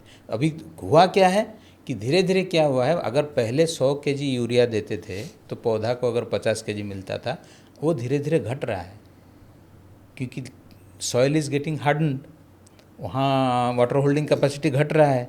तो मतलब कम फर्टिलाइज़र डिजॉल्व हो रहा है क्योंकि न्यूट्रिएंट्स प्लांट को लिक्विड के फॉर्म में मिलता है, वो सॉलिड के फॉर्म में नहीं मिलता है. तो जब ज़्यादा डिजॉल्व नहीं होता है, धीरे धीरे आप जितना यूरिया अप्लाई कर रहे हैं उसका कम परसेंटेज पौधा को मिलता है. इसीलिए वो डोज बढ़ाते जा रहे हैं सेम यील्ड पाने के लिए, क्योंकि सॉइल हेल्थ को इम्प्रूव करने के लिए तो इन्वेस्टमेंट चाहिए. तो उसका तो यही तो है रीजनरेटिव एग्रीकल्चर में, वही हम लोग कर रहे हैं कि सॉइल हेल्थ को फोकस कीजिए. That's nice. अच्छा, तो बहुत कम न्यूट्रिएंट्स मैंने जो केमिकल फर्टिलाइजर नहीं ऑलवेज मैं आपके जरिए और इस प्लेटफॉर्म के जरिए मैं हर बार ये फार्मर जो भी देखते हैं उनसे मैं यही कहता हूँ कि whatever you are using in a field please do the soil test first what is required, use efficiency accordingly. Don't do that जो यूज जो दूसरा चीज़ आप जो बोले वो जरूरी है, get the carbon into the soil. Now whatever we are doing we are getting the carbon removed from the soil. Now we have to get it back. That will improve soil health, that will improve its water holding capacity, and that will also help climate resilience so because so also adopt the natural farming if I add that. yes, And for improving the carbon quantity in the soil, Yes, yes. natural farming is only the way Yeah. that you talk about. Yes. Carbon can't be add on extract from some other product kind of things. Yes. It can be the part of soil. Organic matter से ही आएगा, तो improve organic content in the soil. Definitely 30 साल आप काम कर चुके हैं और अभी कर रहे हैं. 35. 35 ईयर ओके. सो क्या चीज़ आपको मोटिवेट करती है इस फील्ड में? यही जो every time there are new things to do, challenges such huge कि एक लाइफ टाइम में तो होना नहीं है. So you always have many things, many ideas to implement. So you never get out of idea और कि और कुछ करना नहीं है. You never reach that stage. This empowerment actually is not a destination to reach. Right, it's a journey. It's a journey of value, journey of visibility. एक सवाल मैं अक्सर पूछता हूँ, अभी आपके क्वेश्चन में नहीं है पर फिर भी, is there any of the your biggest failure which you faced? Any stories? Failure जैसे हुआ है कि हमने लिफ्ट इरिगेशन लगाया, लोगों ने खेती नहीं किया, पंप चोरी हो गया. तो इस तरह के केसेस हुए हैं. फिर मोबिलाइज करके फिर उसको चलाना, इस में एनर्जी जाता है. और कहीं बहुत तरह का इस तरह का जो भी किए हैं काम, उसका यूटिलाइजेशन नहीं होना. सोलर इरिगेशन, सोलर प्लेट चोरी हो गया, डैमेज हो गया. कुछ लोग तो ऐसे मजे मजे में भी कर देते हैं रूरल में. तो नहीं, एक्चुअली उस गांव के लोग नहीं करते हैं, दूसरे गांव के लोग कर लेते हैं, सेल कर लेते हैं. कुछ लोगों में वही आते हैं सर, वो जरूरी नहीं है कि उसी गांव के हो. हाँ, अगर ठीक ठाक से मोबिलाइज हुए हैं, वो गार्ड भी करते हैं, बहुत कष्ट भी करते हैं, वो रात भर सोते हैं, वो सब करते हैं. गाँव में ऐसी बहुत सारी घटनाएं होती कहीं हैं. कहीं ऐसे होता है कि आपने पानी का सुविधा कर दिया, लेकिन समा यूनिटी नहीं है, तो यूज़ वो नहीं उनका किए. लोकल पॉलिटिक्स में काम चल हाँ, जाते हैं. ये सब तो होता है. But when you work for a longer period of time, gradually जो 100 गाँव 20 गाँव में किए जो 10 सक्सेस होते हैं, they then encourage others to also. Change होने में टाइम लगता है सर. चेंज कोई भी हो, transformation always need a time. या लॉन्ग टर्म एंगेजमेंट चाहिए किसी भी एरिया में, एंड मोर स्टेक होल्डर्स का इन्वॉल्वमेंट चाहिए. सर क्योंकि लॉन्ग टर्म भी वो भी 2-3 साल में आप करके दिखा रहे हो. व्हाट आई बिलीव, जो मेंटालिटी, जो हमारी सोच है, या हमारी, मैं सबकी बात कर रहा हूँ जो एज ए मेंस की, आप रूरल में वुमेंस के साथ काम कर रहे हैं, हमारी सोच 2-3 साल की नहीं है. हमारी सोच हज़ारों साल पहले की सोच है, जो हमारे ऊपर लादी जा रही है बाय कंटिन्यूस प्रोसेस. और उस सोच को अगर हम 2 साल, 4 साल या 5 साल में भी थोड़ा बहुत चेंज कर पा रहे हैं, तो I believe this is one of the biggest success story. क्योंकि जो सोच 5 साल की होती है उसको आप 2 साल में कन्वर्ट कर भी सकते हैं, लेकिन जो सोच एक आइडियोलॉजी बन जाती है, उसको चेंज करने में 2-5 साल change the trends, then multiplier effect will be there. That's called ideology. एक तरफ जा रहे हैं, आप दिशा बदल दीजिए, then you will see multiplier effects. अभी मैं कल आज सुबह ही सुन रहा था एक के, generally person is talking about औरत, राइट. सो बड़ा कंट्रोवर्शियल सब्जेक्ट हो सकता है, बट उन्होंने बोला कि औरत हमारा वर्ड है ही नहीं एज अ इंडियन, और वी नेवर यूज औरत the word in our culture. That is comes from outside the India. हम जनरली महिला यूज़ करते हैं, नारी यूज़ करते हैं, जो हमारे लिए बड़ा एक इफेक्टिव वर्ड होता है. औरत कम्स फ्रॉम अरबी, and the word meaning is very negative kind of. Word meaning is a vagina when we used to call everyone is औरत। तो वो एक जो आइडियोलॉजी, ये बहुत कम लोगों को पता होगा, क्योंकि हमारी जनरल लैंग्वेज में वो है। जनरल लैंग्वेज मतलब हमारी आइडियोलॉजी में वो है औरत। हम नारी को शायद पीछे कर देते हैं, औरत को आगे ले आते हैं। तो वो आइडियोलॉजी चेंज अगर आप 2 साल में या 3 साल में या 5 साल में भी कर रहे हैं अपने प्रोसेस के through, I would salute the person you like or the Pradhan which they are working, because इस सोच को बदलने में लोगों को बहुत टाइम लगता है। बट आप, क्योंकि आप एक ऐसे सेगमेंट में काम कर रहे हैं जहां आप वुमेन्स के साथ काम कर रहे हैं, और ये एक ऐसा दो मुही तलवार है जो मैं मानता हूँ। आप शायद कुछ वजह से आप बोले ना बोले, जहाँ पे छोटी सी भी गलती ना सारे प्रोजेक्ट को ख़राब कर सकती है। If you agree with me, but तो उनके एक साथ हुआ काम था हम लोगों करना। के साथ बिहार में, हमारे कुछ साथी महिलाओं को, जो सरकारी योजना है महिलाओं का स्किल बढ़ाने का, हम लोग मैंने सबका स्किल बढ़ाने का, यूथ का, जी। हम महिलाओं का ज़्यादा फोकस करते हैं, तो उनको लेके आ रहे थे यहाँ ट्रेनिंग इंस्टीट्यूट है हिमाचल प्रदेश में, वहाँ लेके आ रहे थे। तो पुलिस ले गया, बोला कि ये आप कहाँ ले जा रहे हैं महिलाओं को, यहाँ का लोकल महिलाओं को। अच्छा, वो कबूतरबाजी केस में उनको डाल दिया क्या? ट्रैफिकिंग केस में। हाँ, वही दस कॉल फिर सब कबूतरबाजी। एविडेंस देखे, तब तक ट्रेन छूट गई, टिकट बेकार गया उनका। Oh shit. ये सब तो तभी सामना करना ये पड़ता ये है। तो बहुत छोटी चीज़ है, पर बहुत सारी चीज़ें होती रहती हैं। बट फिर भी इस सब चैलेंजेस के बावजूद भी अगर आप इस मुहिम में अभी भी हैं और आप कर रहे हैं इस चीज़ को, it's a big salute for you people. चलिए सर, थोड़ा सा और अब आगे बढ़ते हैं। कुछ रैपिड फायर आपके साथ खेलेंगे। बहुत ही एक एक वर्ड के आंसर हो सकते हैं आपके, और अगर आपको लगता है कि इस आंसर्स को हमें थोड़ा सा एलोबरेट करना है तो you can do, but we will summarize on them. It may be related to the work, it may be not related to the work, Okay. something different, right? So, which street food you like? Roll, mainly Roll. Non vegetarian, Okay. Chicken egg roll. Oh, that's nice. What would be the one traditional village item you would replace your phone for a week? Village में मैं अगर enjoy करता हूँ तो जो orchard में चारपाई डाल के रेस्ट करना, That's मैंगो ऑर्चर्ड में या अमरूद ऑर्चर्ड वो में। रेस्ट करने के साथ साथ में फ़ोन भी साइड और नहीं बाहर जरूरत पड़ेगा। हो, कुछ ना हो, बस शांत दिमाग हो, आगे पीछे कुछ, बस हम खाली बैठे हैं। खाली बैठने का मतलब फिजिकली नहीं, मेंटली भी हम खाली बैठे हैं, Yes. हवा का एंजॉय ले रहे हैं, पत्तियों को हिलते हुए देख रहे हैं। Yes. Right. Is there a game from your childhood that you will still enjoy playing? कौन सा, वो जो अब नहीं खेल पाते हैं आजकल, फिर भी बट बहुत बचपन में एंजॉय करते, तो gilli danda. Okay. Which do you prefer, fancy cafe coffee और कुल्हड़ वाली चाय? कुल्हड़ वाली चाय। अभी भी तो राजस्थान गए थे, वहीं वहाँ का लिए। मैं सुबह हर जगह का टेस्ट कुछ कुछ अलग होता है, लेकिन अच्छा रहता नहीं, है। मैं सुबह कुमार जी को सुन रहा था, तो उन्होंने बोला कि वर्जिन और non virgin T, you might be aware about that concept. नहीं। चरित्रहीन और चरित्रवान चाय। ओके। तो किसी ने पूछा, उनसे किसी ने पूछा होगा, मेरा कोट नहीं है, उन्हीं का है, तो उन्होंने पूछा सर कौन सी चाय लेंगे, वर्जिन या नॉन वर्जिन, मतलब चरित्रवान या चरित्रहीन? तो बोले होती क्या है? बोले जो कप में पी जाती है वो चरित्रहीन कप होती है, वही वो चाय अच्छा। होती है। कप को दोबारा एक होंठ से लगेगी, दोबारा धुल मिल के दूसरे होंठ के पास पहुंचेगी। और कुल्हड़ में जो चाय अच्छा। होती है वो चरित्रवान चाय होती है, एक बार आप पियोगे वो वापस मिट्टी में मिल जाएगी।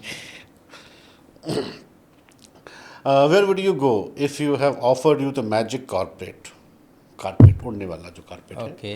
Right, that would allow you to travel anywhere in the time? अच्छा, जनरली मैं कहीं बहुत जाने की कोशिश नहीं करता हूँ। अगर मुझे मेरा leisure time, I enjoy with my family. तो फैमिली कहीं भी हैं तो उनके साथ अगर हैं तो I can enjoy any place. What music you would love?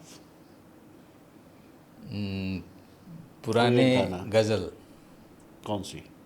कोई एक पर्टिकुलर, हाँ, जैसे गुलाम अली का कोई भी गज़ल, जगजीत सिंह का गजल। हंगामा है क्यों बरपा, आई ऑल्सो लाइक दैट।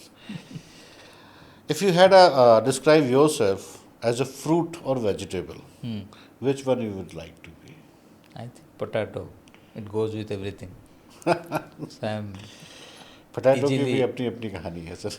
गांव में हमारे बहुत सुनाई जाती थी। व्हाट वन देसी dish you would happily eat every single day? देसी डिश मुझे जो अच्छा लगता है वो है, आप हमारे यहाँ का देसी है, पोस्ता, जानते हैं? Yes. आलू पोस्ता। हाँ तो ये, सर, उसको कौन नहीं जानता? लेकिन इधर ज़्यादा खाते नहीं है नॉर्थ में। Those who are foodie they knows aloo posto क्या होता है। जानते हैं? अच्छा। What is the first word that comes in your mind when you hear rural India, ग्रामीण भारत?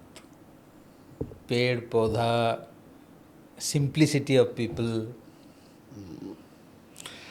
जब मुझसे किसी ने सवाल पूछा था मैंने क्यों रखा, तो मैंने बोला बंडल ऑफ रिलेशनशिप। वहाँ पे आपको Yeah. सब मिलते हैं। The way you get accepted easily, right. शहर में वो ट्रस्ट नहीं मिलता है। मैं अभी भी जब गांव जाता हूँ तो लोग मुझे, हमारे यहाँ पे ना जनरली हम लोग को पटवारी बोलते हैं, पुराने काम में अभी पटवारी भी वाले काम पटवारी। बोलते हैं कायस्थों को। तो बहुत सारे लोग बूढ़े बुजुर्ग आदमी पटवारी वैसे बोलते हैं बुंदेली में, पटवारी राम राम। अब मैं उसको देखता हूँ, I don't know who is he, वही नोज मी। क्यों? क्योंकि वो मेरे फादर्स के थ्रू मुझे जानते हैं या बचपन में कभी देखा हो। They are very sharp memories कि हाँ ये इनका लड़का है Yeah. या ये हम शायद भूल गए हों, वो रिलेशन दे स्टिल नहीं, कैरीज। मैं आश्चर्य होता हूँ, मैं गांव में तो जाके ये सोशल मैप ये सब कर देता हूँ, उनको पूछता हूँ किसका घर कहाँ है, क्या डिटेल्स है, सब बता देते हैं। लेकिन मैं फिर सोचता हूँ कि मुझे अगर कोई पूछेगा अपना कॉलोनी का यहाँ, मैं तो इतना इन्फॉर्मेशन नहीं दे बिल्कुल पाऊँ। नहीं, they are very open for that. दे एंड एक चीज़ और Bonding अच्छी है which is सर, there. बॉन्डिंग है। और ग्रामीण जो गांव के लोग हैं वो भरोसा बहुत जल्दी करते हैं, और जिन पर भरोसा करते हैं उनसे भरोसे की उम्मीद भी रखते हैं। They are very kind hearted people. उनके अंदर उतनी चतुराई नहीं होती। If you would live to one village for ever, which state you would live? Orissa. Orissa. Okay, एक दो क्वेश्चन और रखूँगा सर। अगर आपके ऊपर कोई प्रधान के ऊपर कोई मूवी बनती है तो टाइटल क्या होगा? प्रधान के ऊपर अगर मूवी बोलती है तो क्या बोले, एम्पावरमेंट, एम्पावरमेंट। अगर आपको आज इक्वालिटी, इसी के अराउंड ही कुछ होना चाहिए। अगर आपको अभी किसी के साथ डेट करने का मौका मिले तो किसको करेंगे? डेट करने का मौका मिले किसके साथ करेंगे, ये बड़ा डिफ़िकल्ट क्वेश्चन है मेरे लिए। मैं पूछता जरूर हूँ पर ये आई वाज जस्ट सुनो आंसर राइट। मैं यही सवाल मैंने अपने एक और क्लाइंट गेस्ट से पूछा था, देवपुत्र सरकार। जब वो फंसे तो उन्होंने मुझे एक नाम दिया, बोला I would love to date with this girl. उन्होंने बोला कि जयपुर की जो महारानी थी इनका नाम था रुक्मणी देवी, आई थिंक। अच्छा। She is from Bengal, might भी उनका नाम नीरजा, ऐसे कुछ नाम था, मैं भूल रहा हूँ। ओके। अमृता ऐसे कुछ नाम था, मैं अभी भूल रहा हूँ, मैं जानता नहीं था पहले उनको। तो उन्होंने बोला मैं इनके साथ डेट करूँ। मैंने कहा कौन है? बोले she was the princess of Jaipur. अच्छा। तो आई थॉट अभी होंगी कोई। फिर मैंने उनका बाद में इतिहास पॉडकास्ट का। के बाद जब मैंने इतिहास उठाया, so actually she was the one of the beautiful lady in India and the world, everyone knows her. और उनके अभी अभी वो शायद 10 साल पहले एक्सपायर करी हैं। अच्छा। एंड वेरी फेमस थी, बहुत एनजीओ में काम करती थी वो। तब मुझे लगा, मैंने बाद में देवो से पूछा, आपने बहुत सेफली प्ले किया इस सवाल को, क्योंकि आपने ऐसे इंसान को नाम लिया जिसका नाम सुन के आपकी वाइफ आपको घर पे कुछ कहेगी नहीं, because she is no more and she is a princess. So see take it as a you can say as admirable things, not the jealousy white things. So thank you so much sir, आपसे मुलाकात हुई। हम बात कर रहे थे मानस जी से, बहुत ही एक डीपली बात हुई। और डीपली बात क्या, हमने वुमेंस के ऊपर बहुत बात करी, बिकॉज मैं ये मानता हूँ कि womens is actually the creators. उन्हीं से ही ये संसार बनता है, उन्हीं से ही ये संसार चलता है, और उसी शक्ति से कहीं ना कहीं संसार में प्रलय भी हो सकती है। एक ऐसी मैं भारत में देखूं या ग्रामीण भारत में देखूं, तो एक ऐसी शक्ति जिसमें करने की क्षमता तो बहुत है, पर शायद कहीं ना कहीं वो खुद अपने आप से जूझ रही है कि वो उसको कैसे करे।